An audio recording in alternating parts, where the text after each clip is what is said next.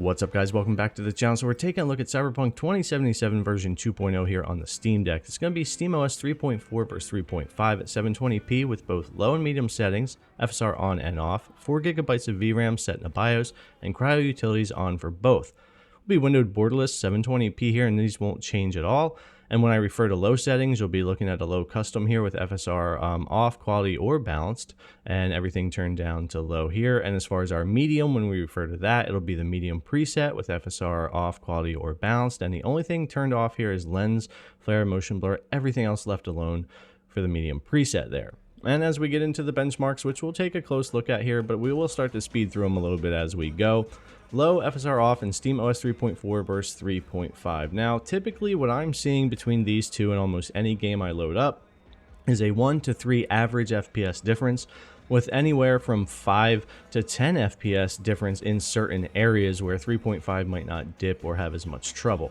And as you look at the benchmarks, even though these aren't super relative to like real world gameplay, because you certainly dip down much lower out in real world gameplay than you do the synthetic benchmark here, it gives us a good idea of what kind of frame rate differences we're seeing between the two, which can be helpful. And we do see more with low versus medium, which we'll take a look at as well. But our averages here, 44.23 and 46.72. So almost 3 FPS, like I was saying, difference there. Now with FSR on quality for both of these at low, we'll gain overall, and it'll be similar gains on both sides, which is to be expected. And again, 1, 2, 3, 4 FPS increase or difference, which really can make a big difference if you're like trying to maintain a 30 or a 40 in certain areas, especially for Cyberpunk or other games. But as we come in here to the end of this one and jump into our average with FSR on here on quality, will be at 53 and 55. So again, almost 3 FPS difference between those two, but quite an increase when it comes to overall performance with no FSR. That's why I definitely recommend using FSR quality or balanced, especially balanced in Cyberpunk here. And we'll run into seeing a similar difference here when it comes to the FSR balanced low versus 3.4 and 3.5. We're actually almost up to 70 FPS there on the 3.5 side right there. It was a big difference versus 3.4. But again, it averages out to 2 to 3 FPS difference here, but 15 FPS increase from no FSR on at all.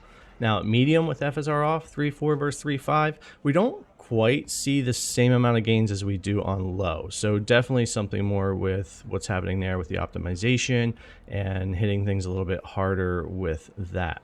So it's still a gain. We just don't see quite as much here. And as we come off to the end here and come into our averages, we'll be at 33 and 34. It's not much. It's like 1 FPS versus the almost 3 that we were seeing with the exact same thing over on low. And as we do medium FSR balanced here with SteamOS 3.4, 3.5, again, it's going to be a similar thing. I skipped quality here because I think you guys are getting the idea as we go through here. But again, you can pause in certain areas and see a larger than 1 to 3 FPS difference, but on average, this is what we're getting. As we settle out here on FSR balanced with medium, we will be at 48 and 49. Again, only like 1, so not near as much gain when we jump to medium from low, and that's something to remember. Now, when we get into medium FSR balanced here, for the 2 out in real world gameplay, pretty much the same when you're just hanging out, sitting still somewhere, and there's not a lot going on right here. But as we get to moving around a little bit is when you'll see the differences in how the 2 versions are handling this area of the game. A little bit less on the dips for the 3.5 side, and even though we average 1 to 3 increase, there are areas that we see either even FPS or times where 3.5 can come up 5 or more FPS higher than 3.4. And over here on low, which I wanted to take a quick look at, you can see this is where we get even more increase out of 3.5 over 3.4. We're just not hitting things as hard, and it seems to be able to run it even better. So keep that in mind as we get deeper into the video, that with version 2.0, you may wind up having to turn the settings down a little bit lower than you're used to for Cyberpunk. This is a little bit harder to run than the previous version of Cyberpunk, and I did expect that with all the improvements and changes to the game, and supposedly they made the visual quality a little bit better on each setting. Still looking into all that, but the point is, version 2.0 is definitely a little bit harder to run than what Cyberpunk was. It's still playable on the Steam Deck, but you might have to rethink some of your settings and mess around with what you want to pull out of it. It's also going to depend on if you're running SteamOS 3.4 over on stable or SteamOS 3.5 on preview right now, as 3.5 isn't over on stable just yet. But with that said, a lot of areas do really hold up quite well. But with a game like this being such a large open world, and with Phantom Liberty coming out, it's really going to depend on where you're at and what kind of performance you're going to get. Because even with these settings where I can often play at 40 FPS or above, there's a ton of areas and stuff that happens where I'm either down in the 30s easily, which is okay as long as it stays smooth, or we get down into the 20s, even 25 FPS, which we'll take a look at too. This brings me to vehicle combat. This is a part of version 2.0 that I'm loving. Vehicle combat, it's like we have Death Race or Twisted Metal now in Cyberpunk, and it's a lot of fun, but it does take its toll on the CPU and the frame times and the frame rate and all of that. And even when I change over to a 40 FPS cap, which I wanted to try anyway, which is pretty fantastic in most areas here, especially on the 3.5, there is still going to be major dips in our FPS when things get crazy. Even a 30 FPS cap at medium would not hold when you get into a lot of crazy vehicle combat.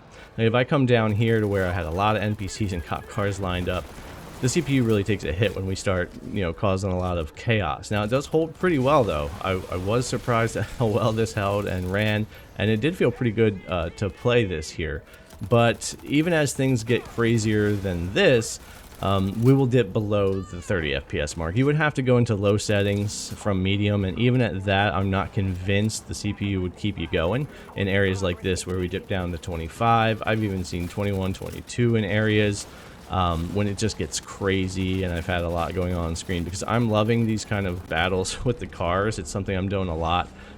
It's just a little iffy on the Steam Deck. That's just something to keep in mind, that things can get pretty chaotic, and all that great performance can kind of go out the window, and you might need to tweak some more things to get what you want to be playable there. But anyways, I did want to show that 3.4 versus 3.5, we are seeing similar increases each time we test a game between the two, and it's really nice to see. And I think Valve's doing a great job of squeezing more and more out of the little Steam Deck and what it's able to do. Alright guys, thanks a lot for coming to check out the video. As always, I really appreciate it, and I'll see you in the next one.